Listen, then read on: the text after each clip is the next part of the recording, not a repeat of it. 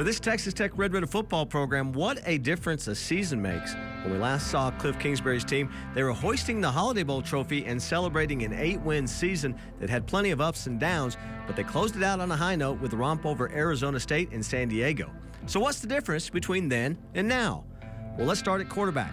Last season, the Red Raiders saw 3 different players play at QB, all underclassmen and all with a different skill set. It was a revolving door until Kingsbury named Davis Webb as the starter for the Holiday Bowl, and the freshman responded with an MVP performance. Now, Webb is firmly entrenched as the guy. The other 2 QBs have transferred out, and number 7 has taken control of this offense. He's bigger, stronger, and more confident than ever as the spring comes to a close. Then, the Red Raider defense had a lot to prove in the Holiday Bowl, and they did it, holding down a vaunted ASU attack. Defensive coordinator Matt Wallerstadt finally had a full complement of players at his disposal, and the defense responded. Look back as far as last spring. Wallerstadt was the 5th defensive coordinator in 5 years for the Red Raiders. He knew it would take time for his philosophy to take hold. Now, Wallerstadt is back for his 2nd spring as the DC. Continuity abounds, and he's excited about some of the guys he'll have flying to the ball in 2014. Then, Kenny Williams was the Red Raiders' leading rusher last year. He got 155 touches in this high-flying offense. Now, don't look for number 34 in the offensive backfield. He's hunting down running backs as an imposing linebacker in Wallerstadt's D. And finally, last year, special teams were an inconsistent area for Kingsbury and company.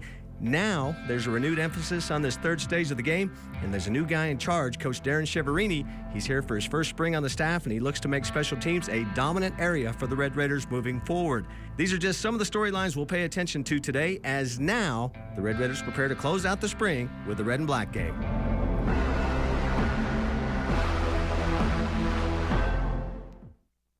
This Texas Tech TV broadcast on Fox Sports is brought to you in part by Covenant Health, proud sponsor of Texas Tech Athletics, and by Plains Capital Bank, proud sponsor of Texas Tech football.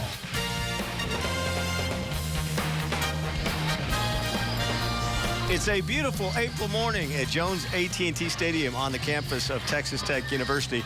Perfect day to end spring football for Texas Tech Red Raiders and Coach Cliff Kingsbury. Good morning, everyone. I'm Robert Giovanetti alongside of Chris Level. And Chris, Chamber of Commerce Day, a great way to put an end to this spring. And what a difference we saw that in the opening story. A year makes Cliff Kingsbury definitely in charge, definitely his program. A lot more familiarity, I think, with everybody involved here. Last year when we were doing this game, it's one of those situations where, you know, the players are starting to learn from the coaches, vice versa.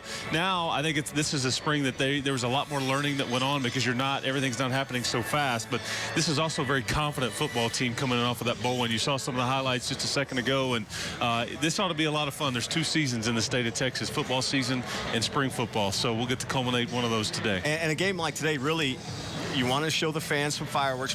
Coach Kingsbury told us the other day, we'll put on a show, but also you want to keep everybody healthy going into the fall. That's the first and foremost. Make sure that your main guys stay healthy. But bottom line is, yeah, you want to show the fans, and you're trying to sell season tickets and all these different things and get them excited about this program and all that. And they'll see a dandy at quarterback today in Davis Webb, number 7. And he's a much different player than you last saw him. I'm telling you what, and last time we saw him, he was hoisting the MVP trophy for that Holiday Bowl win. But a lot of fun today. Looking forward to it, man.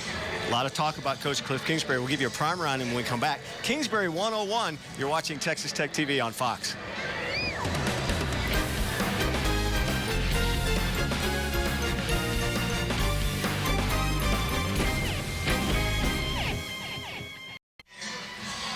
It's the red and black game ending spring football here at Texas Tech. A lot of talk about the guy in charge, Coach Cliff Kingsbury. You can't open up a newspaper or turn on the internet without reading a story about him. Our Courtney Davis is here. She has more in Cliff 101.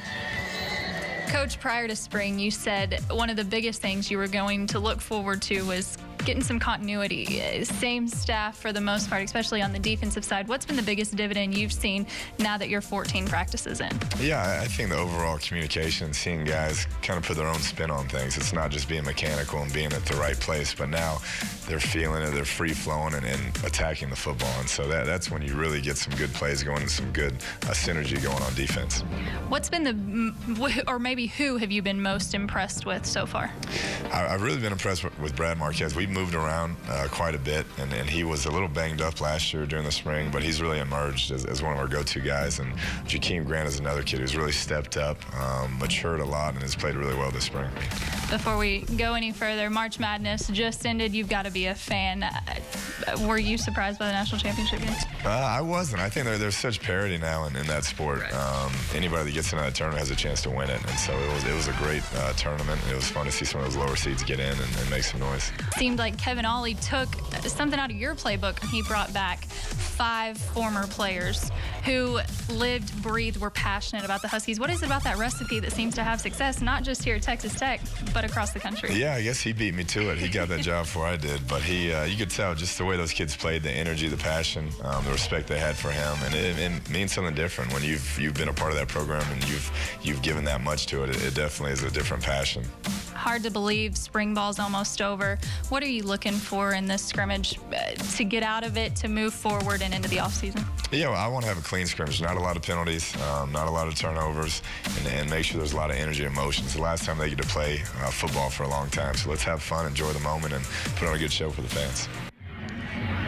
A couple things out of that interview with Coach Kingsbury. Bradley Marquez, you'll see him on all 3 sides of the ball. Now, he was a special teams contributor last year as a kick returner, but with the graduation of Ryan Erkslavin, Bradley has also taken over as the holder for Ryan Buston on extra points and field goals. Now, Coach Kingsbury wants a clean scrimmage, not a lot of penalties, but I can guarantee you will see a ton of energy. That is what has been all spring practice. Energy, energy, energy, whether it's in dance-offs, whether it's in continuing to pump up the sideline. That's Coach Kingsbury, and that's also become the identity of this football team. Robert, I expect to see some moves out of you, too, at some point today.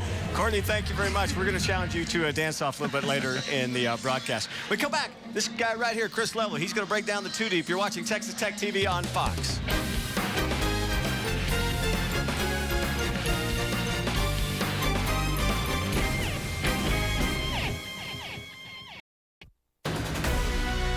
Welcome back to Jones AT&T Stadium on the campus of Texas Tech University. The scene this morning of the red and black game, Texas Tech closing out spring football practice. Robert Giovanetti alongside of Chris Level. And Chris, as we look at this Texas Tech lineup, again, we'll have some changes. Won't look the same in the fall, but let's start with the offense, especially on the offensive line. What are we going to see today? Well, luckily, you get Rashad Fortenberry back. We thought his last game as a Red Raider was going to be in that Holiday Bowl. He is back, so you've got your starting right tackle right now that should be playing, that same spot all this year. You won't see Jared Castor today. He started every game for you at center last year. He is out with a shoulder injury. So Tony Morales, a highly touted recruit that's been injured since he's been in the program, will man the center position. And then LaRaven Clark, obviously the all-league left tackle. And then Alfredo Morales and Balin Brown will kind of be the other guys at the guard spots. And you'll see, Josh Outlaw and some guys like that. Receiver. No Jay Samaro, obviously. Yeah, no Jay Samaro, Eric Ward, but you'll see a lot of speed at receiver. DJ Bray is a name I would watch. Devin Lauderdale, they're both at that X position. And then Reginald Davis is a guy ready to take that next step at that Z spot. And then, in the backfield, obviously, it's a lot thinner at the quarterback position. Tanner Tausch will get a lot of reps today behind Davis Webb, and he could be the backup next year. And you'll see Quentin White and DeAndre Washington because there's no Kenny Williams. No Kenny Williams back there. Meanwhile, on the defensive line, again, this is another spot that'll look much different coming next year. Yeah, Matt Wallerstedt has not been able to put his best foot forward with his defense this spring because all of his signees aren't here. You'll see 3 junior college guys come in and really play. But Keelan McElrath is a name I would caution you to watch today, and you want to make sure you see him. Demetrius Alston and Jackson Richards and Pete Robertson at one of the outside linebacker spots. You've got Brandon Jackson. You've got lots of guys that people are familiar with. But VJ Fajoko, just saw him down on the field doing the haka, trying to get everybody fired up. He's a senior transfer here. You may remember that name because his older brother Sam played this program. And then the secondary is a situation where there's a lot of question marks there because J.J. Gaines is not going to play today. He's a starter, and so they're trying to figure out things at safety, and then opposite of that corner position from Justice Nelson. Justice Nelson obviously locked in, but trying to find the guy on the other side. So a lot of guys, a lot of moving parts in that backfield that we'll see today. And, of course, they'll be tested today is that guy you're looking at right now. He likes to sling it around a little bit as the Red Raiders get ready to play some football. How about this? When we come back, we'll tell you how to score this thing. We'll give you the format. We'll do all of that and get this thing going. You're watching Texas Tech TV on Fox.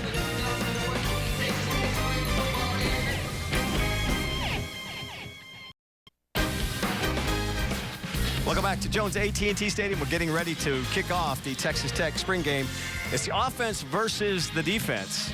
How do they score this thing when you do that? Well, first of all, let's talk about the format. 4 quarters, they'll each be 15 minutes, be a 10-minute halftime. Of course, we'll have the TV timeouts. And again, this will go to about 1 o'clock today. In the second half, the clock will continue to run throughout the second half. And so the second half will clearly zip right through, but have the format basically just like a regular game. The offense can score the old-fashioned way with the touchdown. Still worth 6 points. We're not changing that up. The extra point, obviously, and the field goal will be a way for the offense to score as well. When you look at this, you go, how's the defense score? Because it's offense versus defense, and the defense can score in a couple of different ways.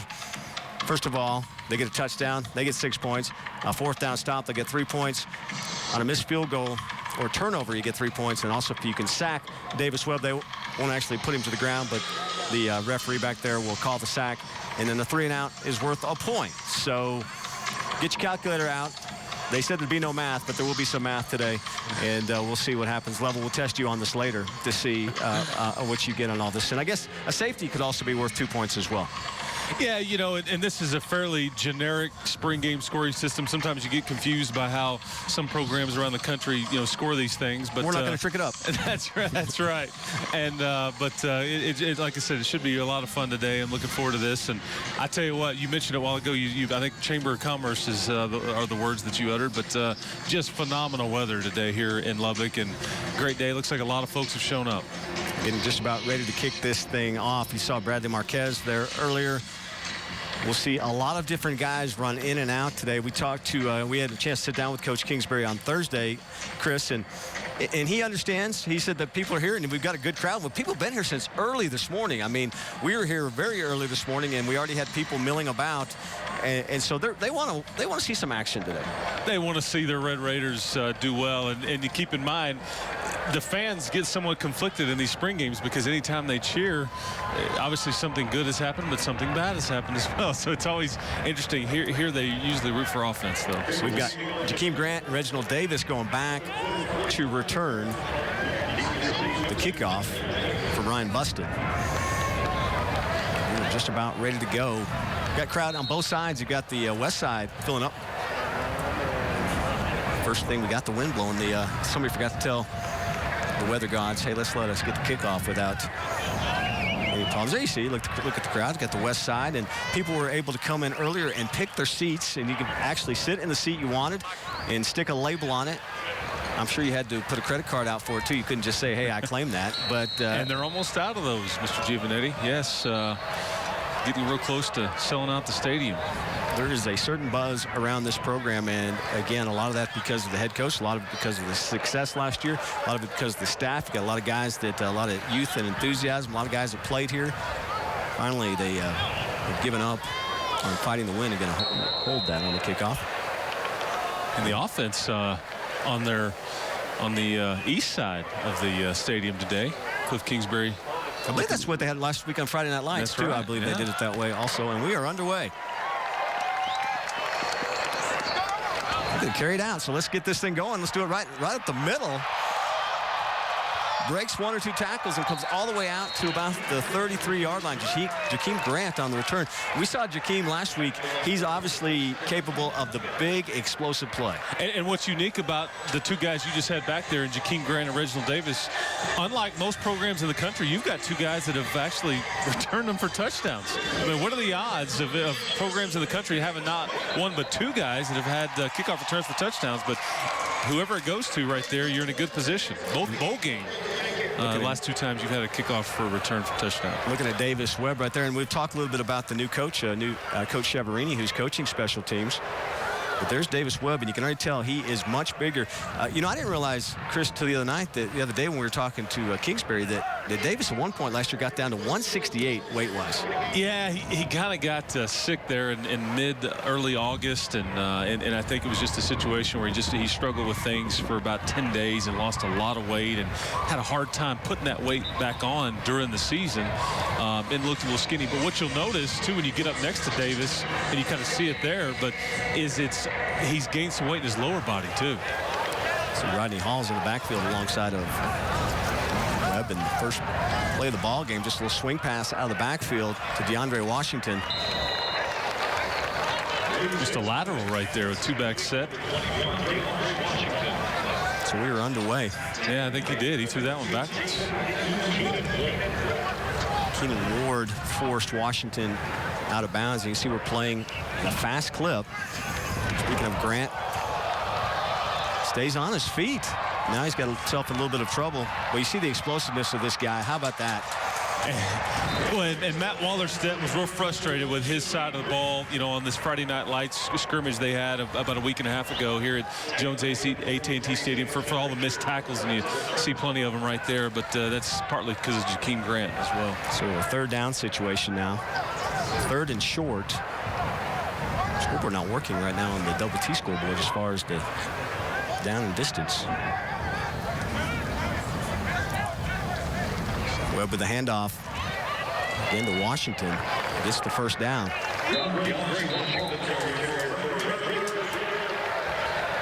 DeAndre, you know, coming off of that knee injury about a year and a half ago, looks more like himself right now. You see that burst and explosiveness at a 50-yard touchdown run in an open practice about a week ago. So first down for Webb and company as they near midfield at the 47-yard line. Clock's not running either, so obviously the scoreboard is not in midseason form yet. Scoreboard not working. Just a slight gain there to Derek Edwards. Derek Edwards, who is becoming an internet star after his dance-off with Coach Kingsbury. I don't think he knew he was going to be showcased in that scenario before it actually happened. But yeah, that thing went viral, I guess, as they say, yesterday. Second down and 9. Webb moving around a little bit in the pocket. We noticed that the other day that his feet, does a really good job with his feet. And they'll get the first down. And that was one of the criticisms of Davis, you know, Edwards again. Last year is just going to the right side of the field. Right there, you see him with his footwork right there. He scrambles and kind of comes to the left side of the field. Some maturity right there by the sophomore quarterback. So another first down for the Red Raider offense. Bradley Marquez, he might break that one. One more guy to beat. Tripped up at about the 14-yard line. You see a lot of guys, Chris, on this offense that can do what we saw Marquez do right there. Get the ball out in the open field and then make something happen with it. And great blocking right there by Jordan Davis and Derek Edwards right there, and, you know, right by the hash mark right there. And that's a bread and butter play right there by Texas Tech, that wide receiver screen. And Washington up the middle. Some power running there by DeAndre. Carried a couple of guys with him down to the 10. Now got the clock up and running. It's 9:30. And running up on the scoreboard. McGrath, who you talked about, and you expect a lot of things out of him, makes the tackle on that last play.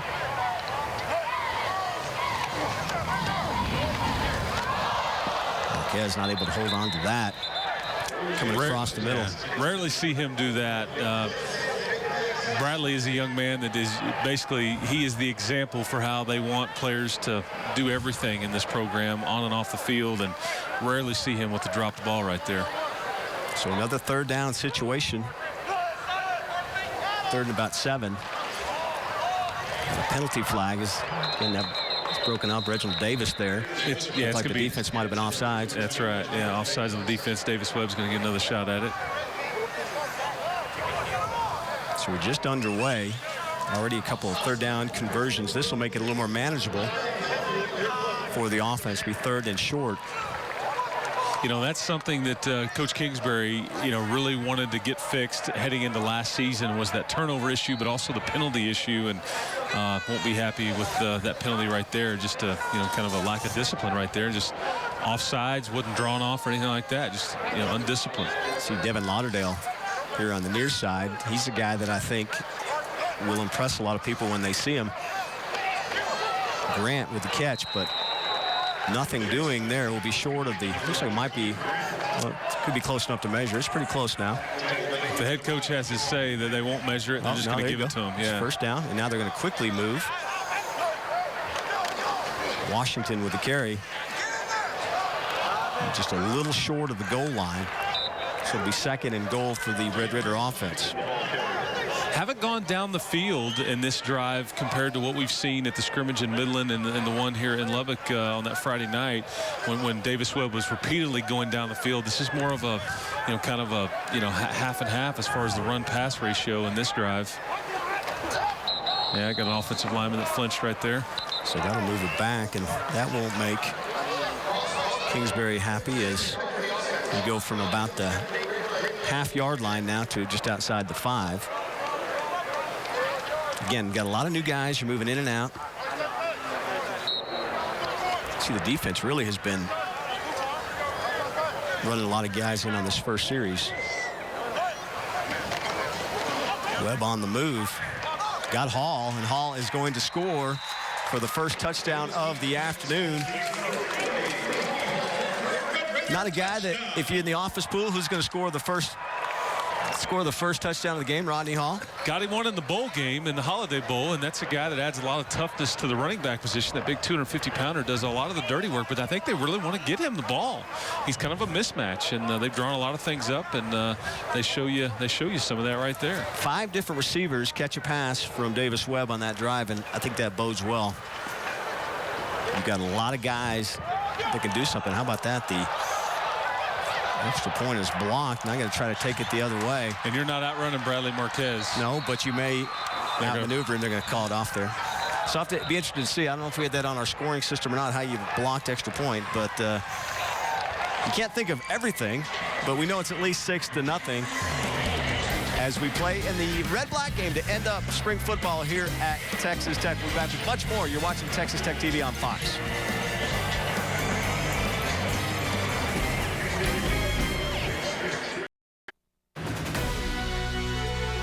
Welcome back. Defense gets 2 points for that blocked extra point, so it's 6-2. Offense leading the defense. Some of the Carolina players to watch today, offensively level. Jakeem Grant, obviously, we saw him make a couple of plays in that first drive, that 11-play, 67-yard drive for the touchdown. Had a nice kickoff return as well. Then Quentin White is a guy that Cliff Kingsbury has talked about, as well as the guys you look at the first play for Tanner Tosh. Yeah, Quentin has benefited, from that position change of Kenny Williams, and what Quentin needed to work on were all the other things that come with playing the running back position. He started to earn the trust of his position coach, Mike Jinks. So Tosh, second down for Tosh. He had a couple of interceptions the other night. Now he's going to be on the move, and they'll blow that dead. Yeah, Quentin could be a guy, too, when all is said and done today. He could be a guy that we talk about after the game because he excels in these situations. He's great with the ball in his hands. And you actually we saw Quentin after we talked to Kingsbury, and you said, hey, your head coach is bragging about you, and he was pretty pleased.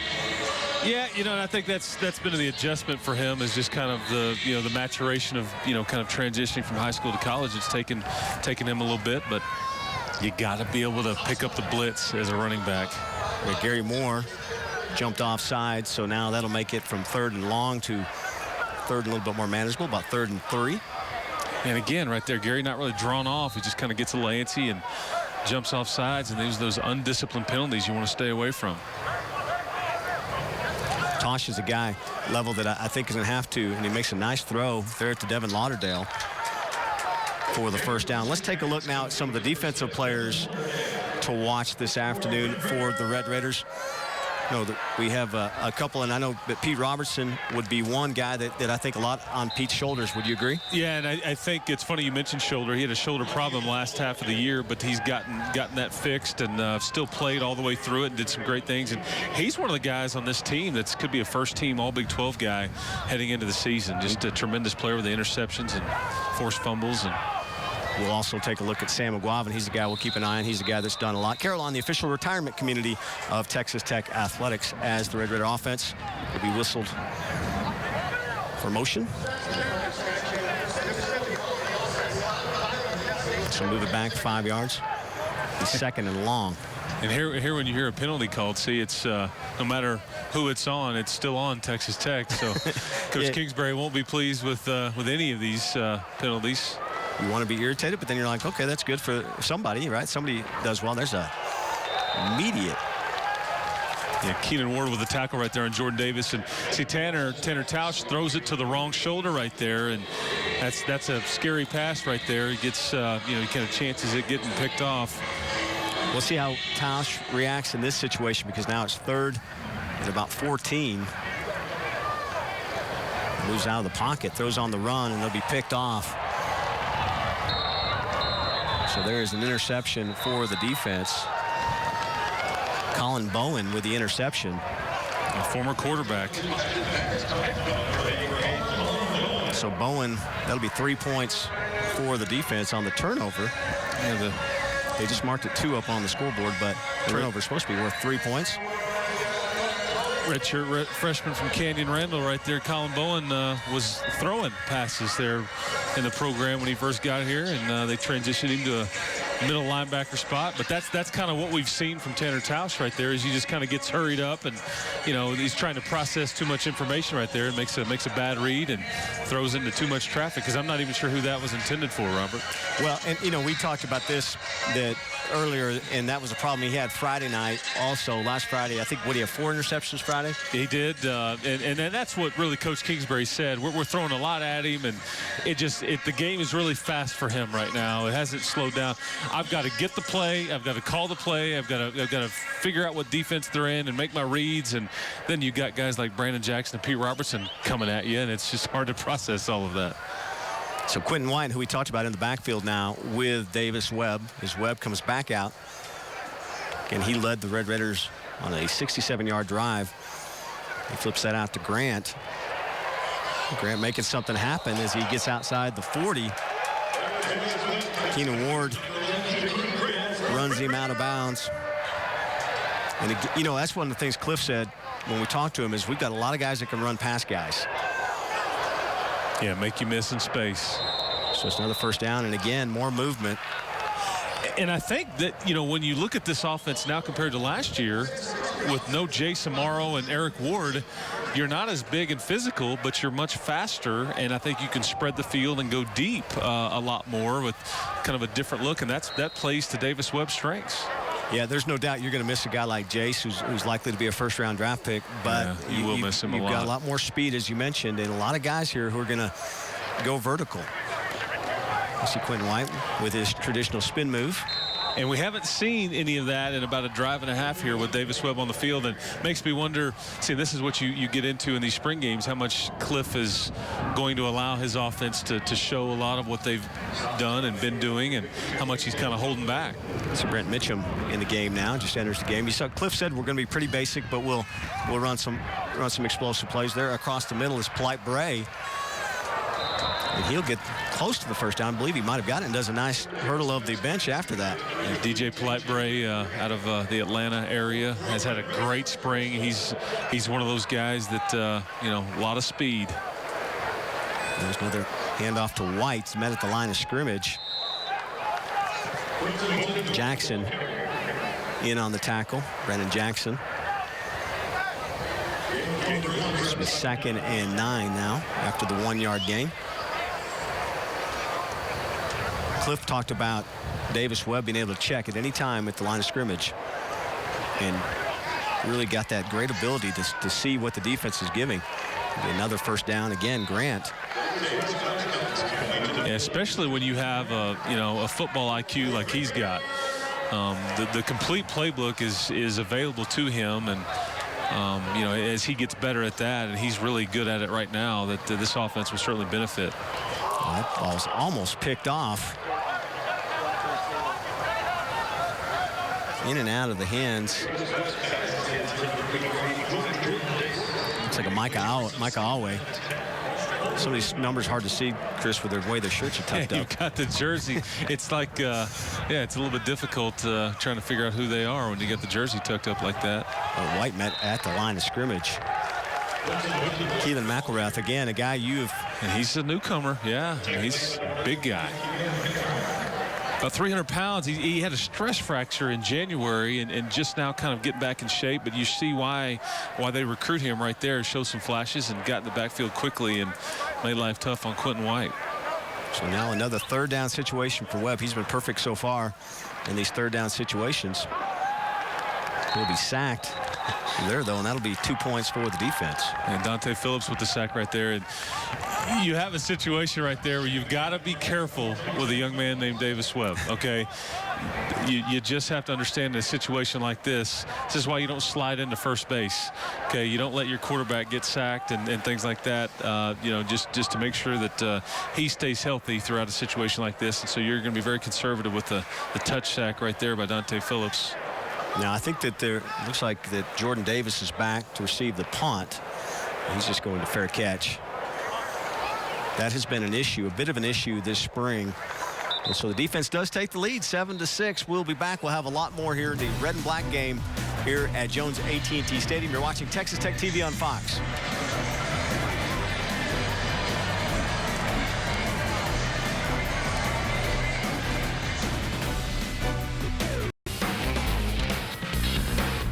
Welcome back to the Texas Tech football spring game here on Texas Tech TV. Now, someone who is near and dear to all of our hearts associated with Red Raider football is Mama Bailey, also known, probably more so, as Jenny Bailey. She's been fighting brain cancer for the past year now, and this evening, several current and former Red Raiders, Red Raider recruiters, staff, family, and friends will meet and honor her with the annual Jenny Bailey fundraiser. I'm alongside Tamara Jolie. Tamara's had a huge hand in this year in and year out.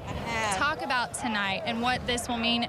The turnout has been tremendous. It has. You know what makes Texas Tech so unique from anywhere else is the insight and the family. And the coaches said, we want to do something this year to honor her. She's the longest tenured employee here for the athletic program. And so over 200 former players are coming. We have people all over the community. It's really all about just family and the Red Raiders tonight. We're going to love her. We're going to raise money for her. And we just really, really believe in her. How important, what have you seen over the past year, just the outpouring love and support for her? And it's shown. She has come leaps and bounds. We weren't sure when she was diagnosed this time last year, and look, we're already at another football season. We are. You know, a lot of people forget that Cliff lost his mom to cancer, and Jenny has been his surrogate mom for a long time. And when she was first diagnosed, it was hard on him and on everybody. And she was weak, but she rallied back, and she's been going through chemo, and she's back working. She's the backbone of Texas Tech, and all of us around here are just really, really thrilled, as you know, just do something for her tonight.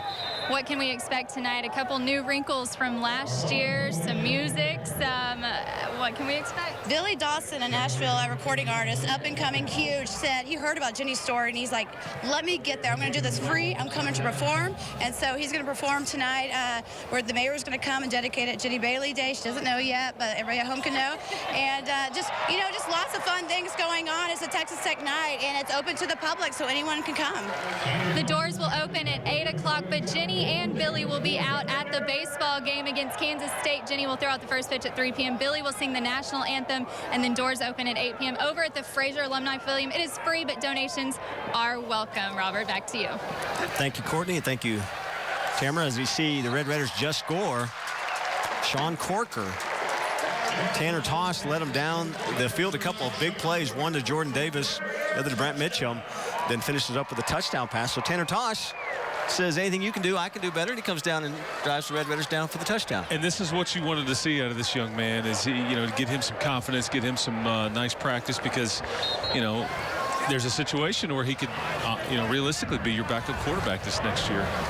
So the Red Raiders, who had the first extra point of the afternoon blocked, will try again. And that one splits the uprights. So the offense back out on top, 13-7 over the defense on the second touchdown scoring drive of the afternoon. And Love, we heard Courtney talking during that last drive. Obviously, a lot of people love Miss Bailey, and she's been a lot to this program, so it's great the way that she's being helped out. Absolutely. He's worked for this program for about 28 years, and worked for Coach Dykes and Coach Leach and Coach Tuberville and now Coach Kingsbury. And people may not realize that she's a big reason why, Coach Kingsbury and Coach Morris and Coach Haverty, Coach Curtis, Coach Smith, all those guys are here. It was part of their recruitment as players, and they've come back to coach this thing. And she will tell you that God works in mysterious ways, and that's kind of why they were brought back here, to kind of see her through her journey of with the hand she was dealt last year. See Davis Webb there. Webb is 10 of 13 this afternoon for 93 yards. He's got the touchdown.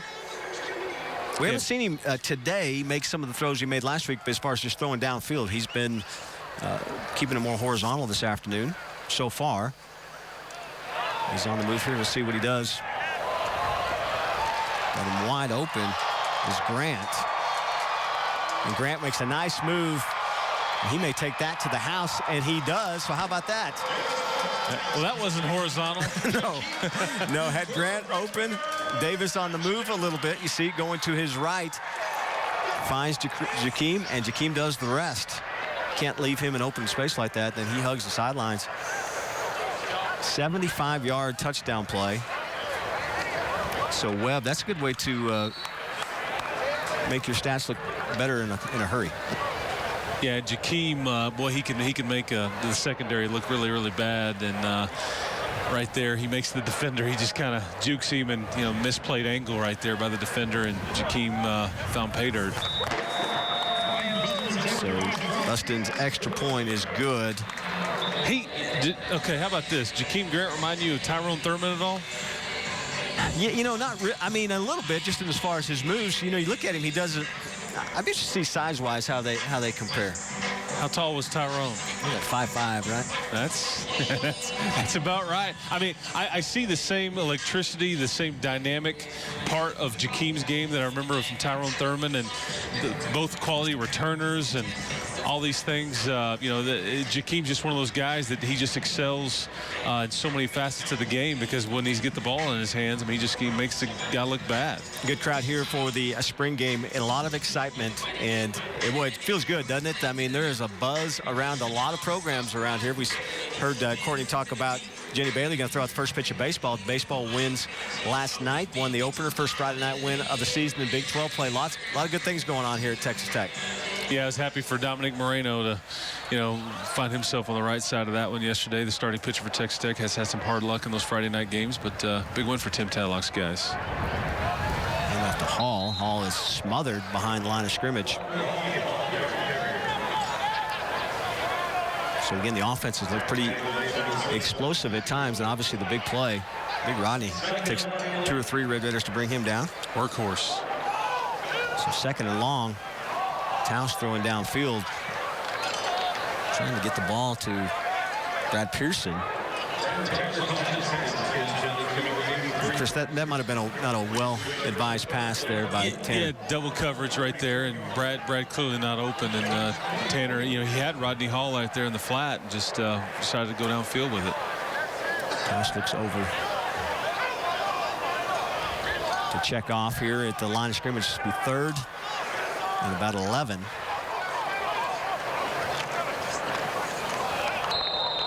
Ball's dropped. It likely wouldn't have been the first down anyways. But Mitchum coming across the middle. So that'll make it 4th down.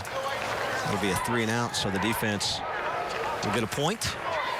Yeah, Jordan Davis back here to field this punt, and you mentioned a second ago he's had some issues fielding punts in spring so far, and Devin Lauderdale, you'll probably see him field some punts as well, but a young man by the name of Ian Sadler that Texas Tech signed this past February that has got the coaching staff really fired up about what he can do at that position, and Ian Sadler seems to think that he'll come in here and he'll be the punt returner for this team. So Ian Sadler, anyone that watched any of the football playoffs on Fox Sports Southwest, pretty impressed with Ian Sadler. He's one of those guys that Texas Tech has made a living off of, to be honest with you. He's just kind of like we're talking about Jakeem, and there's nothing that Ian Sadler can't do on the football field, and he just understands angles and all of these different things, very sure-handed and sneaky fast as well. So looking forward. Coaches always get excited about when their signees come in here, and because you feel like right now you don't have your football team in place because some of those guys are not here yet, and Ian Sadler's certainly going to find his way into returner type of role, and certainly an inside receiver early on, you would think. But Jordan Davis also has had a really, really good spring and made a heck of a play. Broke about 5 or 6 tackles. What was it last Friday night when he ended up scoring that one pass from Davis Webb? So Webb back out. He's 11 for 14 for 168 yards, including that 75-yard touchdown pass to Jakeem Grant, who has caught 5 passes today. Up the middle, and you see DeAndre Washington break a couple of tackles and cross midfield. And I think DeAndre Washington is a guy that I'm really looking forward to in the fall, because I think he is just on the verge of really having a breakout year. Yeah, and I tell you what, right there, Alfredo Morales just opens up a huge hole right there for DeAndre, and he runs right through it. Well, here's Davis on the move. Not typically something you see him do. He's got the wheels. And he's got the spike too. I'm just hoping that one of his hamstrings doesn't come loose right there as he's sprinting down the field. Yeah, I think they'll call that back to a certain point. They're going to bring that back to the 23-yard line. He didn't look like Taylor Potts in the Cotton Bowl, but he had some. It was a nice spike. He almost tripped on the spike. That would have been a shame. It wasn't it Graham Harrell too that got tackled like at the 1-yard line. Yes. It took forever to get there too. The fake, and now the throw downfield. And how about that? Bradley Marquez with the touchdown. That ball perfectly thrown by Davis Webb. You see the double move right there. He kind of pump faked. Watch it here on the replay right here. Davis Webb with kind of that look, with that would kind of put his shoulders that one way and shows the wide receiver screen look, and then that's not what's happening. And the Keenan Ward bit on the fake, and Davis just lays it in there perfectly. Bradley Marquez. 3 touchdown passes now in the first quarter for Davis Webb. Is that good? 26-8. I think that's pretty good. And then don't forget Tanner Tosh has one himself. Do they have enough numbers? I mean, and this is just because of the nature of the way this thing is set up. There's going to be a lot of scoring today. Yeah, and that's, everybody understands that. And again, as we continue to point out to you, Matt Wallerstedt, who's the defensive coordinator at Texas Tech, he does not have anywhere near what his full complement of defensive linemen. And I think he would tell you the same thing about his secondary as well, because you're missing a starter and J.J. Gaines, who is, just kind of they're holding him out just to be careful. But he will normally rotate about 8 or 9 guys on that defensive line, and 3 of those gentlemen are not here yet. They'll arrive in June. And Brandon Thorpe, Marcus Smith, and Rika Levi, 3 of the junior college signees that they were really excited about. Rika Levi, how about that? 350 pounds. Yeah, I know. A lot of people are ready to get him here in town. Rodney Hall. Except for the folks in the cafeteria. Takes a bunch of people with him and are not looking forward to that. Flag on the play. And general vicinity of the biggest defensive tackle you've seen him at Jerry Ball. Is there anybody else that reminds you of? Well, I tell you what. I mean, former NFL. Levi. I mean, I've never seen him in person, but just the video and the pictures I've seen of him, that I'm not sure they have enough trace. And it's shocking at about 6'2", 350 how well he moves, and with quick feet. Coming out of one of those junior colleges there in California, but. Look at block in the back. Moves it back. This will be 1st and 20 now. So we're closing in on the end of the first quarter. The offense has put 27 points up on the board. A fumble, a turnover, and that might go the other way, and it will. And Josh Keys with Lauderdale with the fumble, and Keys with the recovery and the touchdown. So that'll be there'll be some bonus points involved with that, right? You force the turnover and then you get the touchdown. So 3 points for the turnover and 6 more points for the touchdown. Yeah, you credit Malik Jenkins right there on the forced fumble, and that's something that Devin Lauderdale, as he transitions to, from junior college to big-time D1 football, you got to secure the football upon the catch right there. And it's interesting right there. That's Josh Keys and Devin Lauderdale, 2 of the 3 newcomers from the recruiting class already here on campus. If you're not careful, you look at Josh Keys, you think you're looking at Darcel McBath with that number 7 on. Hey, that's a good comparison you could make. I could think of a lot worse guys to be compared to. That's a 2nd-round pick by the Denver Broncos a few years ago, and Josh has kind of got that same build and certainly needs to get caught up to speed on the scheme of what Matt Wallerstedt and his position coach Trey Haverty trying to teach him. Well, I guess you can't parlay a turnover and a touchdown into extra points. You just got the touchdown and the extra points, so you don't get the other 3 for the turnover. So it makes it 27-15 as you see. Are you saying that should have been a 10-point play where they cheated? See Kelsey Baker in the house, the Lady Raider basketball player. Looking forward to getting her back next year. A lot of students and fans in attendance this afternoon. That young man's been working on that popcorn for a long while. It's a big tub. He just needs some caramel on it. That's really the only way to eat it. That's right. 27-15. We've got about 10 seconds left. A few peanuts mixed in there. Here in Tanner Tosh will be back out. So Lauderdale with the reception and the fumble led to the turnover. Rodney Hall. He can deliver a blow as well. Yeah, Joey White with a little bit of a low snap right there. So that will end the first quarter. The offense put 27 points on the board. The defense added 15. We'll be back for the second quarter here in the Red Black game, Texas Tech spring football scrimmage. You're watching Texas Tech TV on Fox.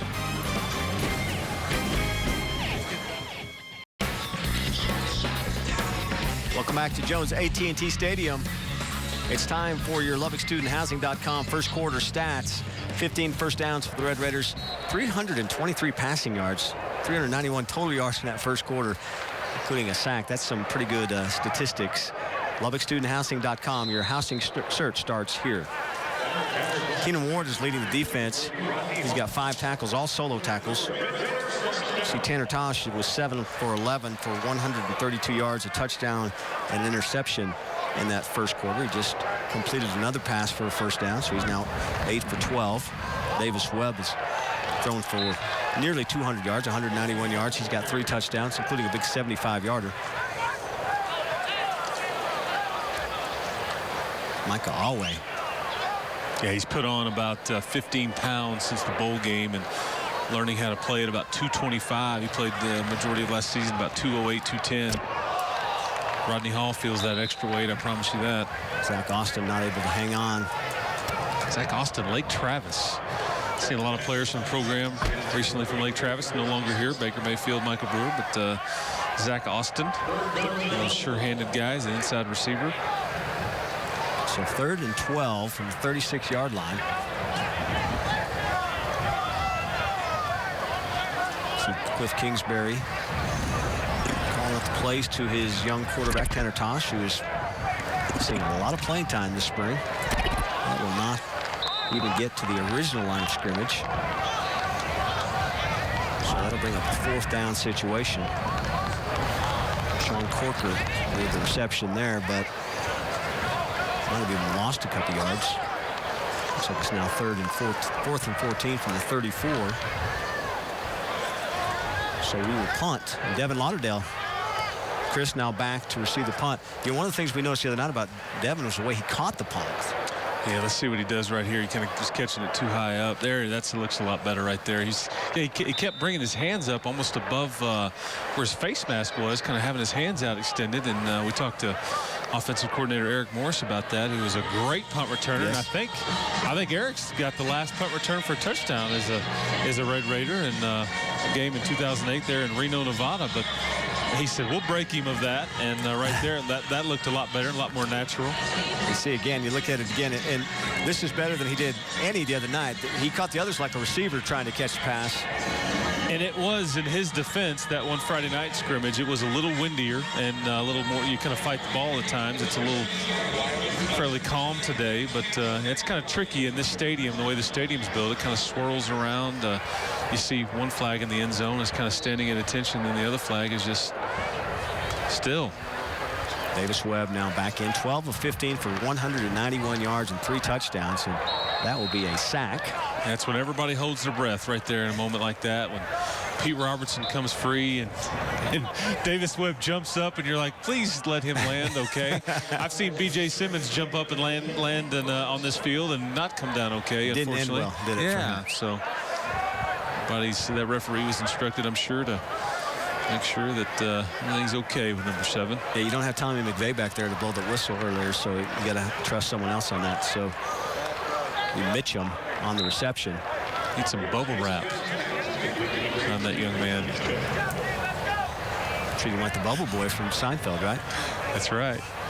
You mentioned that earlier. I was going to steal your line, but I wanted to make sure that you got that in. Oh, we're always good for a Seinfeld reference anytime you and I are together. 3rd and 12. If he likes to play any board games. It's across the middle again. It looks like Mitchum. A That will be 4th down, so a 3 and out. So 2 consecutive 3 and outs by the defense. Yeah, let's see what kind of punt Taylor Semenk gets off right here. He's got a much stronger leg than the punter from last year, Ryan Erksleben, but he's somewhat inconsistent at times. And for every 45 to 55-yard punt you get, and with a lot of great hang time, you may get a 30-yarder mixed in there, and that's what frustrated the coaching staff last year. So that'll be another point for the defense to make it 27-19, and we'll watch Lauderdale again. And there you see, that's the issue. No one even rushed him down there. He could have been in his backyard. All right, it's 27-19. The offense leading the defense. We'll be back for more. You're watching Texas Tech TV on Fox.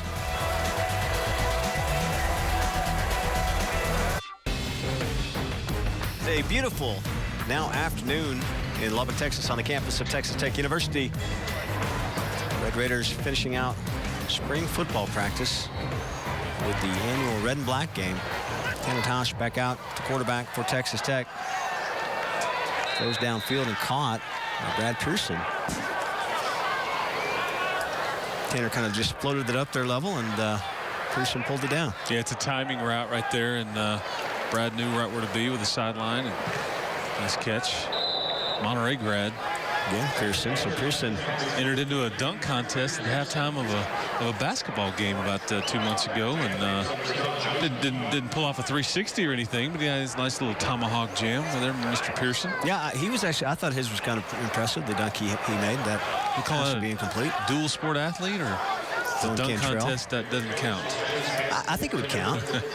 He actually got hurt about a week after that playing basketball over at the rec center, and saw him recently, and he said, yeah, I've been banned from the rec center now, not allowed to play any more basketball. It's probably a good plan. Yeah, I think his head coach had to see him over there running routes and things like that. Really nothing good can come out of that, really. Long pass downfield. Oh, not held on to by Austin.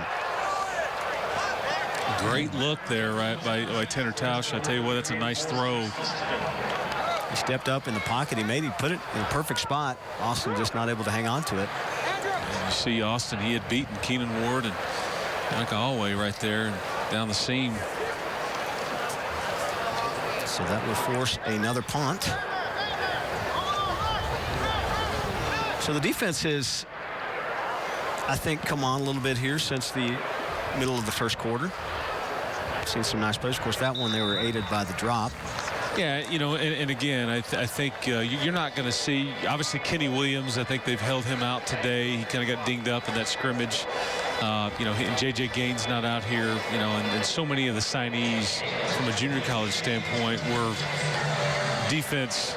And, you know, so Matt Wallerstedt, he's had to go throughout the spring and try to get a lot of young guys ready to play. You got Chris Williams, one of those outside linebackers, kind of coming off of an injury that he missed most of last season. And Gary Moore, one of your better players, also coming off of an injury. And he's kind of worked his way into the mix here, number 5, tail end of the spring here. So you think about this offense, too. When you mentioned Kenny Williams playing defense, he's not in the game today because he's dinged up a little bit. But you think about Williams and Amaro and Eric Ward, that's a lot of touches that are not back, but still everybody you're not else really worried is about back. the offense. That's right, yeah. I mean, you lose some big-time guys in Eric and Kenny and Jason. You still have Kenny, you know, when you need him on the offensive side in the fall if you want to go that route. But everybody else, the entire offensive line is back. Flight Bray with the first down reception. So Davis Webb picking right back up. I believe he's now 15 of 18 this afternoon. First and 10. Ball thrown a little bit behind Flight Bray, so it'll be second down. Yeah, Davis got in too much of a hurry right there, trying to show screen to the other side and kind of faked it, and then got off on his footwork, threw it a little low right there. Had big LaRaven Clark out there ready to make a block if Flight Bray would have been able to make the catch. And another flag. Seeing a little bit of sloppiness throughout. Yeah, and that will be something I think, I have a feeling with these first and second team guys that you're seeing to this point, that Coach Kingsbury will speak to the penalties after the game is over and be a little frustrated by some of those, trying to get that cleaned up. This will be a first down on the penalty on the defense. Kingsbury keeping his mind on the business at hand. Kevin Kilmer to his side. Kevin Kilmer recently married.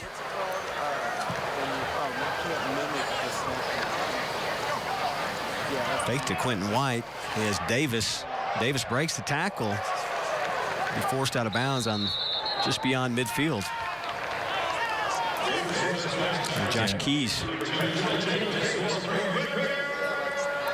Red's been a little sick lately. He's missed a few practices here and there, but man, I tell you what, he is fun to watch. And it always looks like right here, always looks like it's in slow motion as he makes people miss, but he constantly makes people miss. You know, had that big kickoff return for a touchdown in the bowl game, that big play in the opener versus SMU last year, and it just seemed like it's all happening in slow motion, but yet no one is tackling him. But he's headed for a big year this year. He's trying to hide behind Fortenberry on that after catching that. He's 2nd and 8. Davis will come out. Clock nearing 3.5 minutes left in the first half. So Quentin White coming out of the backfield. Gets close to the first down. Nice second effort by Quentin White. And he will get the first down. I haven't seen as many spins from Mr. White. We saw the one earlier, but that's it, I think. Yeah, he used to major in that. You know, and it's like the video game. You just press the B button, and they just start spinning everywhere. And I think that maybe Mike Jinks has tried to get him a little more discipline and continuing to go north-south and get the ball up the field, is trying to hit the home run. Right from the empty backfield. It's Edwards for another first down. Apologize, that's Polite Bray, rather. So quickly moving down the field. Again, Webb has 3 touchdown passes today. He's thrown for nearly 250 yards. So Justice Nelson, and Chris, you think Justice Nelson could be a guy that really makes a name for himself in the league next year? I really do. I think that in time, I think he's an all Big 12 type of corner. And he really came on. They pulled his red shirt last half of the season, and he had the interception in the bowl game and just really started to play the ball well in the air. He's got some size to him, and the problem is that Justice is the only name that you'll hear from the coaching staff as far as who they feel good about at corner, and it speaks to how good Justice has played, but it's also speaks to kind of some of the inconsistency with some of the other guys like Darius Newbold and DePaul and Tyler Middleton, a converted running back, and Thierry Naguma. Handoff on 1st and 10. There's Washington back in the game.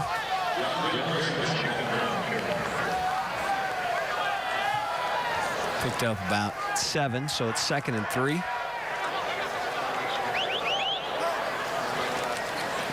Again, DeAndre scored outside, and it's down near the 10-yard line. And you see why they think so highly of Rodney Hall right there. He just kind of just moves that wall, that block. I mean, DeAndre just kind of got right by him there, and he shielded off a couple of would-be tacklers. So DeAndre tackled behind the line of scrimmage.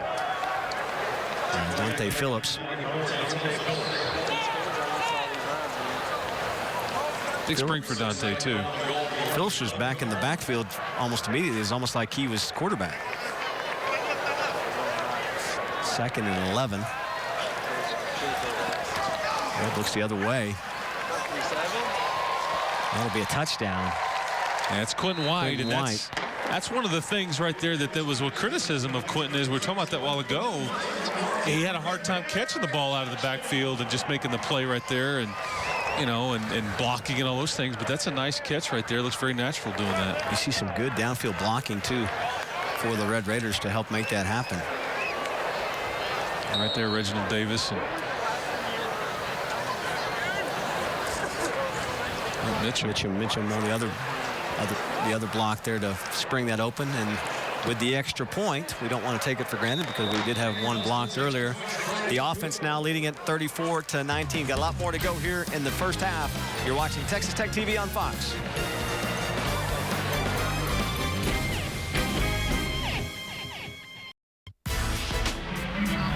Welcome back to Jones AT&T Stadium with the Texas Tech football spring game. I'm Coach Tubby Smith. Coach, fresh back from Arlington in the Final Four. It was a big weekend for you guys. You got to watch Jay Crockett as well participate in the dunk contest in the All-Star game. How was that? It was great. You know, I thought Jay represented himself well. I think it's going to be it gave him a big boost. He's going to probably play in the PIT, the Portsmouth Invitational Tournament, which is an invitational. So it was good. It was good to be there. The Final Four is a working week for coaches because that's the National Association of Basketball Coaches have our convention and our meetings there. So it was a busy time, but it was an exciting weekend. Working never stops for you. Y'all got a huge recruiting class working as well right now. Talk to me a little bit about that. Well, you know, we signed 2 players early, and we're really happy with Zach Smith, who's from the Fort Worth, Dallas-Fort Worth area, and I like him and what he's done. He had an excellent scholastic career. Justin Gray, who's from Tampa, Florida, is a very talented player. And then we have 4 commitments. I can't talk about them, but we expect to get them signed on Wednesday. You know, it should be an exciting upcoming year. We lost a couple guys. We're going to miss our seniors and the guys that transferred, but we're excited about the players we have replacing them. But the foundation was definitely laid this past year. The foundation has also been laid out here with football. Absolutely. And you were talking to me. You've seen Coach Kingsbury's dance-off video. You've got some moves of your own? Well, we're going to see. You know, I don't know. He's pretty cool, though. I mean, he's pretty smooth. I mean, you know, he's young and limber, and you can tell he's... You're not fooling me. You know, I'm more of old school dancing. You know, I'm more of a cha-cha, you know, twist, something like that. Well, come November, I'm going to hold you to that. We're going to check on those moves in November. Robert, I'm going to send it back up to you. Thanks, Coach. Thank you, Courtney. Who knew that Coach Smith was a cha-cha kind of guy? That's right. Yes. I think he'd be dancing to some Earth, Wind, and Fire or Marvin Gaye or somebody like that. Norman Wayway is in the game in the backfield with Tausch. So Cantrell not able to hold on. Looks like might be a little contact there in the secondary on that pass. Martin Hill. Looks like we will get the defensive pass interference. Just a good field right now amongst all the coaches level here on campus, I think. We heard from, haven't heard on the broadcast, we saw Candy Whitaker earlier on the big screen talking, and just a lot of good coaches here leading some of these programs. Yeah, you know, and you saw that early on in the telecast. You know, Courtney's, you know, the segment she had with Coach Kingsbury about Kevin Ollie and the UConn, and just won the national championship with the UConn Huskies, and that's really kind of the blueprint. Coach Smith is not exactly like that, but you know, you mentioned Coach Whitaker, Coach Tadlock, and Coach Kingsbury. It's just everybody relates to these folks that are in charge of some of these programs, and it's been a lot of fun to kind of watch them. So Wayway catches the pass. That'll end the first half. So the offense puts 34 points on the board. The defense 19 of its own. And we will go to halftime at the red and black game with the score 34-19. We've got a lot to go over here at the half. We'll also hear from Kirby Hocutt, get some of his thoughts about the future, not only of football, but all the programs here at Texas Tech. You're watching Texas Tech TV on Fox.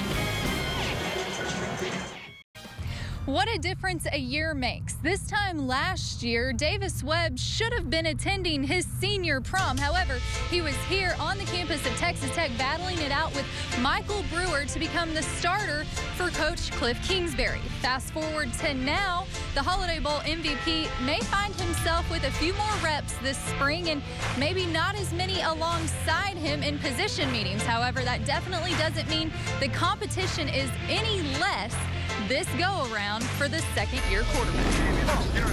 It doesn't really matter. I'm going to do the best I can every single day. I have a competition against myself every day, and I threw a couple of incompletions that I shouldn't have today, and I'll definitely correct that. That's night and day, just the confidence he's carried over from that bowl game. Davis Webb just dropped that thing perfectly. Going through the trials and tribulations of last year, you can tell it really helped him, and his mental approach has been great, and he's in total control out there. Well, he's a great leader. I mean, ever since he came in here, he was not scared to say, to speak up or anything like that. And he's a competitive guy. He loves the game of football, and so, I mean, it's something that everybody looks up to, and you see how much hard work that he puts towards it. So we, right behind him. How about a touch here as he finesses it into the end zone for a touchdown. After splitting starts through 2013, Davis finished the year with over 2,700 yards and 20 touchdowns in just 10 games played. However, it's the intangibles, the confidence and mental toughness, along with the belief in himself and the system, he says he will really carry into the offseason. And, you know, coming here, compete with Michael in the spring last year was just one-on-one battle. Then Michael got hurt, and I kind of assumed I was a guy, I guess, got maybe a little too big-headed, and Baker came in and beat me out. So, yeah, it definitely humbled me, I guess, and made me realize what the blessing is to be starting quarterback at Texas Tech. And once I got my chance, I really tried to prove some people wrong. He knows what I expect, and I've said it all along. He's very self-motivated and wants to be really, really good, and so that makes it easy on me. And if anything, it's just brought us closer. Touchdown, Red Raider. Coach Kingsbury and his young quarterback will get back to work here on the practice fields on Monday for practice number 3 of the spring. You can catch the Red Raiders for the first time in action in Midland on March 29th at Grande Communications Stadium. Welcome back to Jones AT&T Stadium. Davis Webb has had a huge day in the first half so far, but there's another team on campus who's having a big weekend as well. Texas Tech baseball is hosting Kansas State over at Rip Griffin Park at Dan Law Field. Pitching coach Ray Hayward is alongside me now. Coach, huge win last night. Y'all trailed early, fought back, and then held them off for the 4-3 victory. That's real big for us. You know, we struggled this year scoring runs on Friday night and winning. And last night was huge. We were behind. We came back. We haven't done that a lot this year. We've been mainly ahead. Did a great job coming back. Guys fought, never gave up. Kept putting pressure on those guys, and they made a few mistakes, but it's because we put pressure on them. Huge match today at 3 p.m. over at Rip Griffin Park. How important would 5,000 fans be for you guys to go ahead and clinch the series and not force the rubber match tomorrow? I tell you what, the fans so far this year have been wonderful, and the more we get out there, the harder we play, the more excited it is, and it just gives you a little bit more enthusiasm. Get out there and get after it. And we've been playing hard, and the more fans we have, like I said, it's going to help us even more. Well, we can't wait to get out there. 3 p.m. first pitch. After the break, Kirby Hocutt will join Robert Giovanetti up in the booth. We'll be back right after these messages.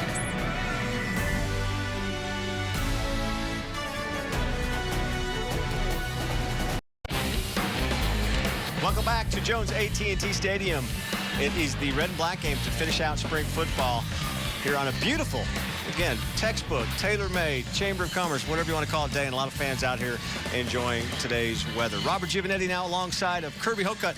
You got to love a day like today for a lot of reasons, but, you know, you're competitive, and Texas Tech wins today, no matter what happens. Texas Tech wins today. Yes. We had a great day yesterday. Yes. Texas Tech won in everything we competed in yesterday. You don't get a lot of days like that sometimes in this business, right? So you got to enjoy those. Absolutely. When you have beautiful day, great turnout, and great day for a spring game. Hey, talk about the excitement around this program. You guys, we had fans here as early as 8 o'clock this morning buying tickets, looking at tickets, and there's just a buzz around what we're seeing here at Jones Stadium today. Well, there is. Ever since the announcement of Cliff Kingsbury being hired, the excitement, enthusiasm surrounding the program has been at an all-time high, and we're seeing that this year. We've only got a little over 3,000 tickets left to sell out the stadium on a season ticket basis, and there is the buzz on this campus, in this community, and around the Red Raider Nation.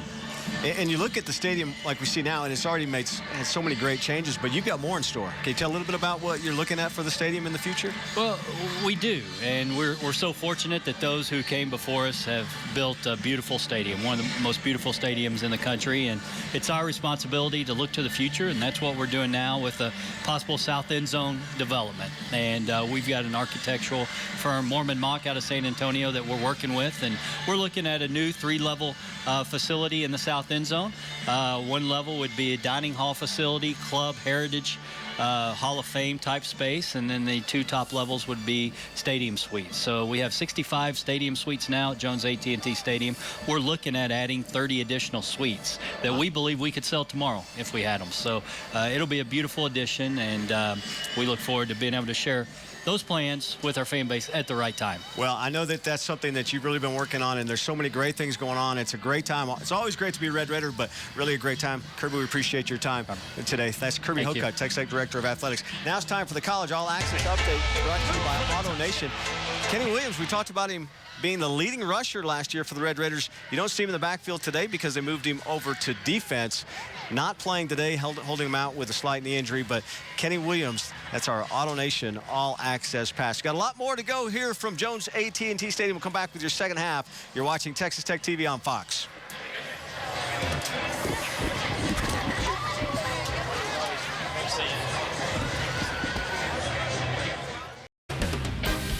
Welcome back back to Jones AT&T Stadium on the campus of Texas Tech University. Just about to start the third quarter of the red and black game. The offense leading the defense 34-19. Let's look at some of the first half stats. We'll wait till after the kickoff here as we get going to start the second half. The clock will continue to run throughout the second half, so we won't have as many breaks in action. Robert Giovanetti and Chris Level alongside here with you. Chris, your thoughts from the first half? Well, I think Davis Webb obviously looked really, really good. I think Jakeem Grant looked really, really good as well. And, you know, I think DeAndre Washington had a few nice carries, and that offensive line opened up some holes for him. Noted a big hole that Alfredo Morales from the starting guards opened up for him. And let's take a look at Lubbock.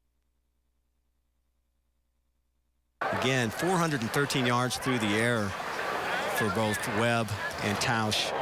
2 sacks on the afternoon. Tech racked up 23 first downs. LubbockStudentHousing.com. Your housing search starts here. And Keenan Ward with 6 tackles.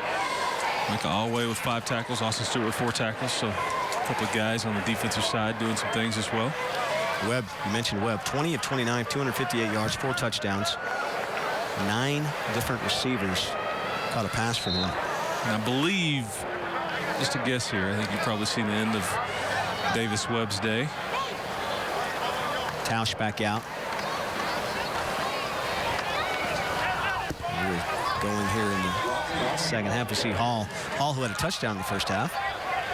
Yeah, we've seen a lot more of Rodney Hall than I think people realize, but I would tell folks that I think that you'll see a lot more of him in the fall than most would expect. Ball was tipped up in the air, but no one could get to it. Good to hear from Kirby Hocutt at halftime and talking about redoing the south end zone and tri-level structure over there. Already so many great changes to the stadium. So 3rd and 8. Yeah, this is a tremendous facility, but I think they want to make it even better, and that's the one thing that that south end right there is the one, you know, 4 sides of the stadium that hasn't been touched in recent memory. So they want to get an indoor facility.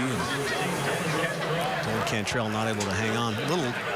Little jostling around in the secondary there, but no flag called or thrown. So that'll be a 3 and out. So that'll be a point for the defense. We're going to look at Jordan Davis back to receive the punt. We talked a lot about Ian Sadler in the first half, and Sadler will be here in the fall, and I think he was here last week, right? Friday night last, just to watch and keep an eye on what's going on here. Yeah, he was. A lot of the signees, I believe, here today in attendance, and these spring games are a big recruiting event as well. And a lot of guys that you want to take a look at, try to get involved with your program going forward. And you see that punt right there by Taylor Semenk. That's what we were talking about a while ago, is no hang time on that one at all. There's no rush, so it's hard to tell. But you see Taylor kind of hitting with that effort. And so Tausch come back out.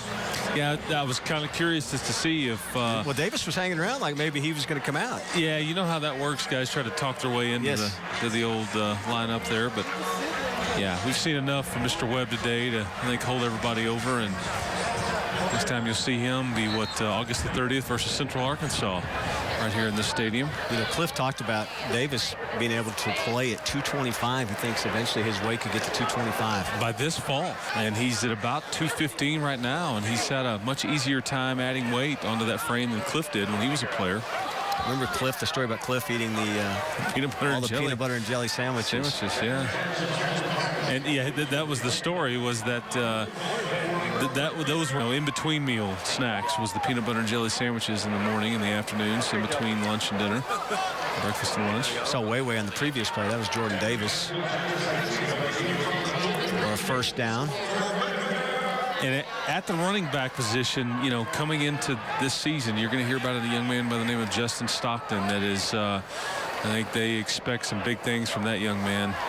10-4, 100-meter guy. So if you want to talk about great coaches at Texas Tech, Wes Kitley could tell you how fast the 10-4 and the 100 meters is. And Justin Stockton out of the San Antonio area, that be a young man that I know will come in here and So Mitchum on that last catch. You know, speaking of coaches, and as you see Lauderdale get the first down. Saw Ray Hayward at halftime with Courtney, and a guy that he's very interested in, maybe here playing football next year, Patrick Mahomes. Yeah, that's right. And the thing about Patrick Mahomes is that the football and baseball programs benefit if that young man ends up here, and that's how everybody's operating so far. But he's Tausch getting a lot of reps. Is way on the carry. He's tackled behind the line of scrimmage. And you have to, because I think, you have to understand that, Patrick Mahomes, who is a highly thought of Major League Baseball prospect, and he's had a great spring on the mound, he could be selected high enough in the Major League Baseball draft in early June that, he may not end up here at all. You just don't know how that situation is going to play out. But Tanner Tausch, he's, you may indeed need him. He's not backup. He'll certainly be third string. And it's Pearson and Austin rather on the catch towards the near sideline. It'll be third down and about 11. We have another quarterback here this spring, Michael Richardson. We will see him much this afternoon? I would think maybe in the fourth quarter you'll see him from Marble Falls. There was coached by Todd Dodge there at the high school level. Had a lot of numbers that he put up, but sat out last fall and didn't play anywhere. And he's just a freshman, but trying to find the right situation that's best for him. And comes in here at semester, but clearly Tanner Tausch has had a better spring, and I think that's why you're seeing the reps invested into this young man right here from Kilgore Junior College. 4th and 7 rather.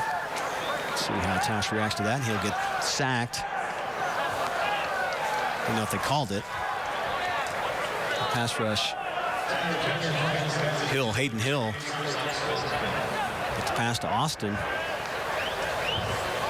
Hill came back and touched him on the back. Thought they might call that a sack. Yeah, Hayden Hill had a nice play the series before on a would-be sack. See Cliff Kingsbury and Davis Webb is putting his helmet back on. Well, there you go. So we are going to see a little more Davis Webb here in the second half. We will see Davis when we come back. You're watching Texas Tech TV on Fox.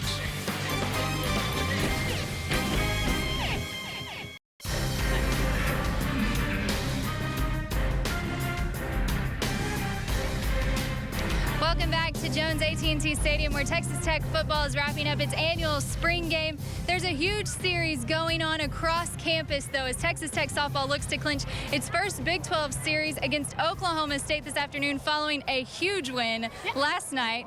4 runs in the 7th inning. Explain the emotions. What was the dugout like in that night? Oh, it's great, especially having so many young girls and getting to have their first real big home win in the Big 12. It's great to have everybody out there and all the fans. It was so much fun. Left-handed pitcher Brittany Talley is with us right now on the sideline. Brittany, what's it gonna take today to go ahead and get the series against Oak State instead of forcing that rubber match tomorrow?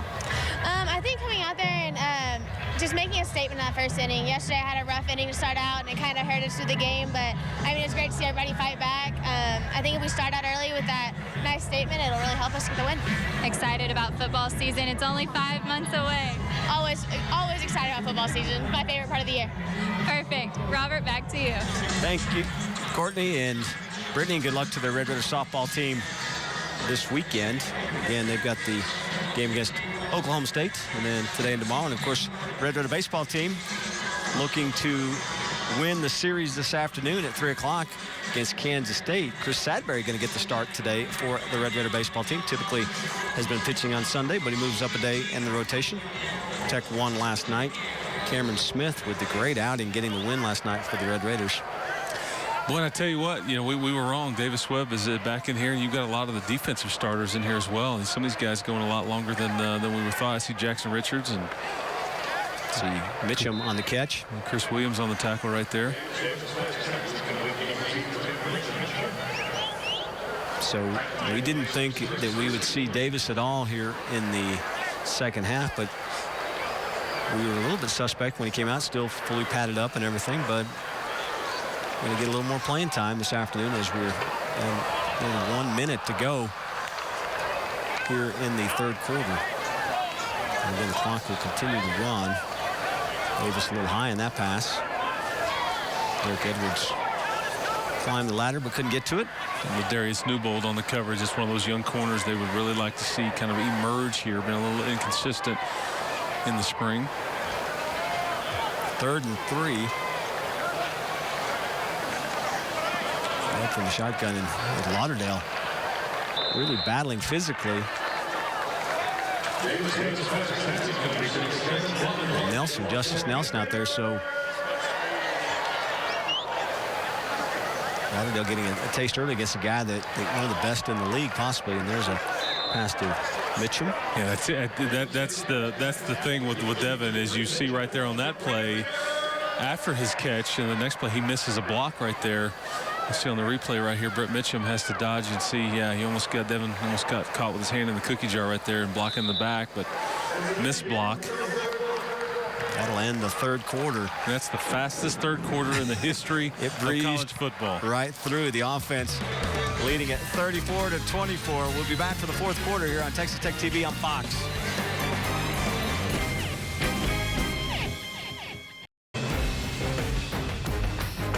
Jones AT&T Stadium on the campus of Texas Tech University.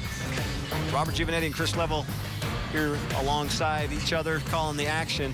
It's time for the Lubbock Student Housing third quarter stats. 480 passing yards, 552 total yards for the Red Raider offense, 39 tackles for the defense, including a couple of sacks. LubbockStudentHousing.com. Your housing search starts here. Davis Webb still in as we start the fourth quarter. Yeah, I love to see the penalty yardage, too.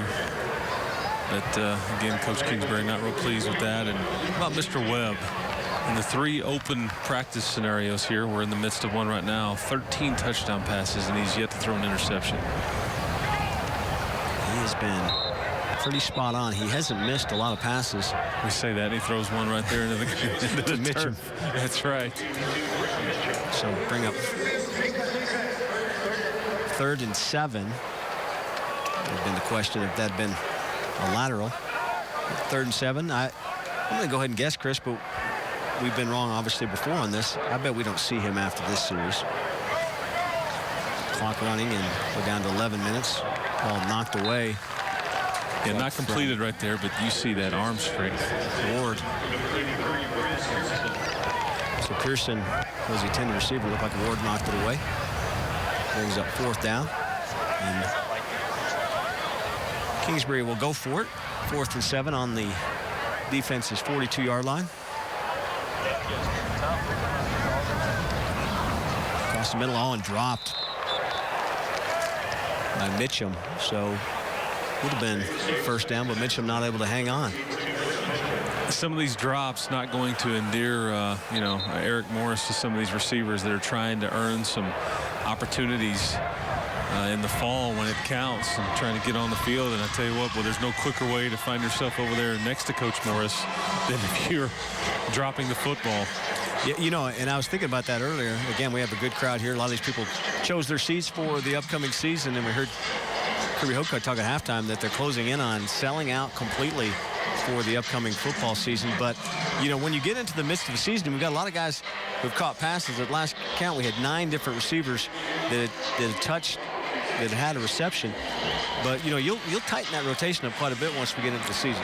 It's interesting because I think last year they were really tight with that and really went with their guys when you have Jason Morrow and Eric Ward. And because Reginald Davis didn't get a ton of reps. And I think what they've talked about this year is they may kind of start to open that up a little bit just because they have so many options, because I think the starters were so good last year and there was a bit of a drop-off there. And I don't think they feel like there's as much of a drop-off this year. But you're right, when push comes to shove, it'll be interesting to see what that rotation looks like. Gosh, on the move. And it's Keenan Ward right there in the helmet. Hit Keenan Ward in the back of the helmet. The pass intended for Jordan Davis. Great coverage.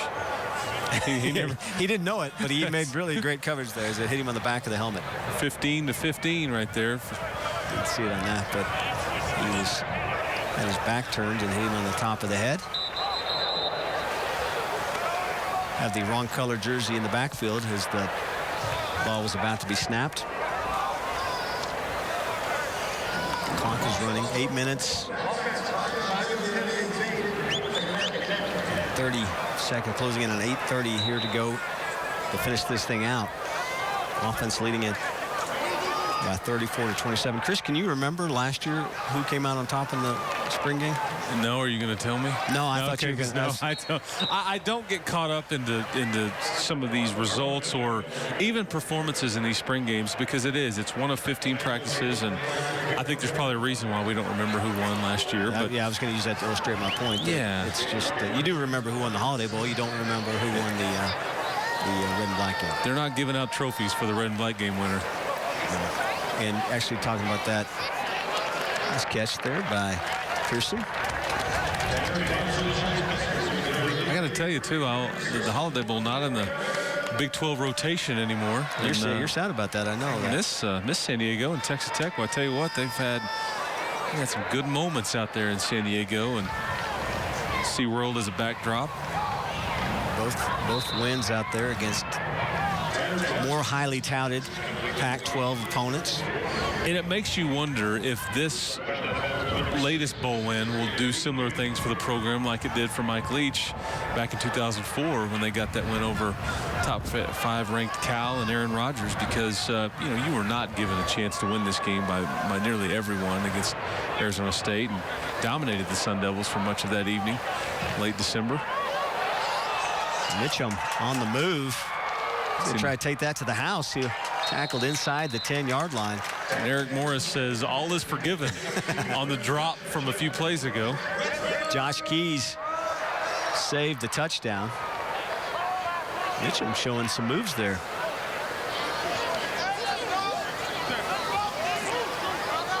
We're under 7 minutes to go here in the game. Way. No, it was Rodney Hall, rather.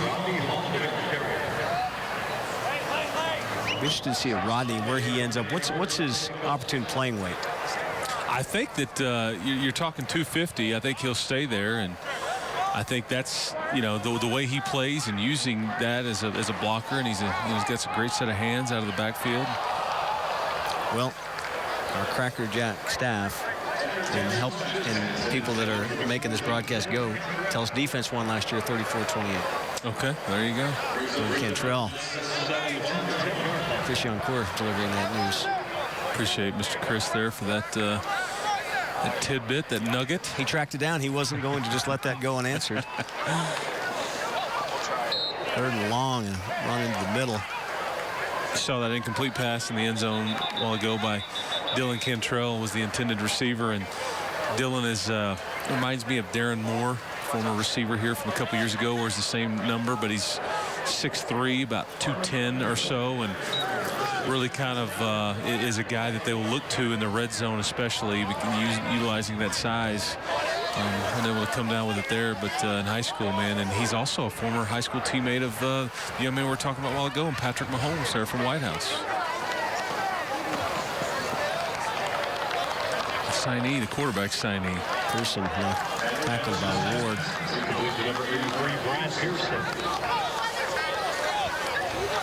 So it's 4th and 5.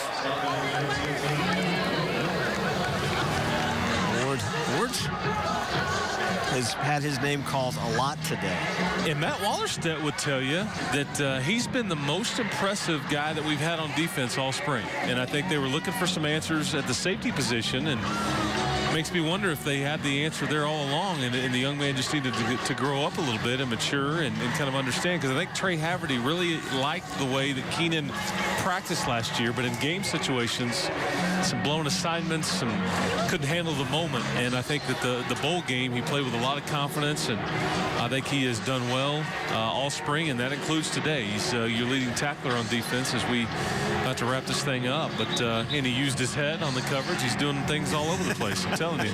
But he's doing things behind that wheel you don't even know what he's doing. That's right. It's the defense does get 3 points, or 2 points rather, so it's now 34-30. 3 points, 34-30. So the offense clinging to this lead, and how about that? Shows you again what I know. Davis Webb back out. You keep wanting to give him a rest. Yeah, I want him to Sam Bradford take his helmet and put it at the end of the bench. Ball out of the backfield. knocked out of bounds. That was an interesting game here. Marlon Williams and got in the backfield a little bit, and Sam Bradford, now St. Louis Ram, kind of got his bell rung a little bit. They had to hide his helmet from him so he wouldn't try to get back in the game. I may be wrong here, but Joey Halsey, is that right? They came in there? Yes. Is that okay? It's Edwards. Well, we're showing a little speed there. He may go the distance. Gets a block. Tiptoeing down the sidelines, but steps out at about the 7. See, what you see there is I think you see Derek Edwards is still playing hard, and Ladarius Newbold, I think he's maybe ready for the afternoon to get here, and he kind of giving up on the play. Start signing some autographs. That's right. And Derek Edwards makes him look really bad right there, and that's one of the criticisms of Ladarius. He's bigger, and he's got the speed, but he just lacks focus at times. And Derek Edwards will make you look bad, and that's a guy that, again, in Derek Edwards, that could emerge as one of the top pass catchers in this offense next season. Edwards, if you make a mistake like that, he will make you pay, as we just saw. So the offense now down to the 8-yard line. They marked it at the 8. And we know Derek could have an end zone celebration ready with the dance moves we saw yesterday. And the other day, I guess, in the dance competition in practice. And he got drawn against the head coach in the dance in the ring. Got his groove on. That video quickly went viral. And rightfully so. This shows you how much fun this staff has with these players. And again, when it's time for business, they're all about business, but they break up the monotony and, and again, take your team to Midland, Texas. You do some different things to kind of make the being a part of the program a lot of fun, and that was one of those right there, just beginning of practice to keep the energy high. So 3rd and goal from the 10. After Hall tackled for a loss. Clock now runs below 130. Doesn't make the catch and then pays for it with the hit. Awe. Brett Mitchum will feel that. Now Eric Morris is frustrated with Brett Mitchum again. It's a bit of a yo-yo effect here with Brett Mitchum. And you mentioned Hall feeling the extra weight of Awe. I think Mitchum also now he can confirm. Yes, he weighs more. That was something I think he really had to learn how to play with that added weight, did Micah Awe.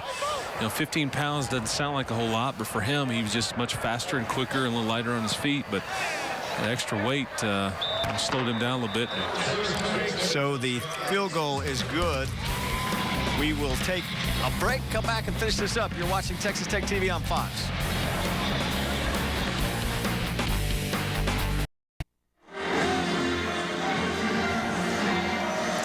Offense defeats the defense, 37-30, the Matador song. Cliff Kingsbury will address his team now. Let's take a look at the offensive player of the game, Jakeem Grant. He had this play, which was a 75-yard touchdown reception. Jakeem Grant, our offensive player of the game, and Sam Aguavin will be the defensive player of the game for the Red Raiders. Red Raider Club, your support, their effort, our fearless champions. We'll come back and wrap it up after this. You're watching Texas Tech TV on Fox.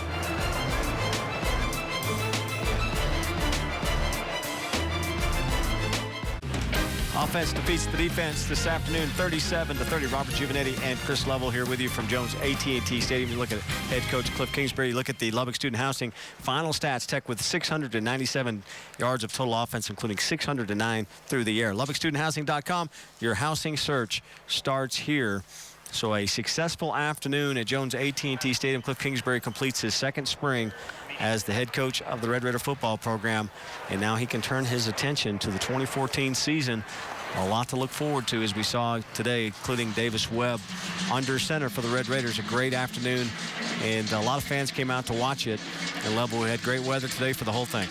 Yeah, you know, I think overall good day. It doesn't look like there was any injuries, so you knock on wood there. And probably too many penalties for the head coach's taste. But bottom line, Davis Webb showcased what he's done all spring, and I think that gives him 13 touchdown passes in the 3 open practices and 0 interceptions. So great day by number 7. All right, I'm Robert Giovanetti for Chris Level and Courtney Davis. Thank you so much for joining us along with the rest of the Texas Tech TV on Fox crew. Have a great rest of your afternoon.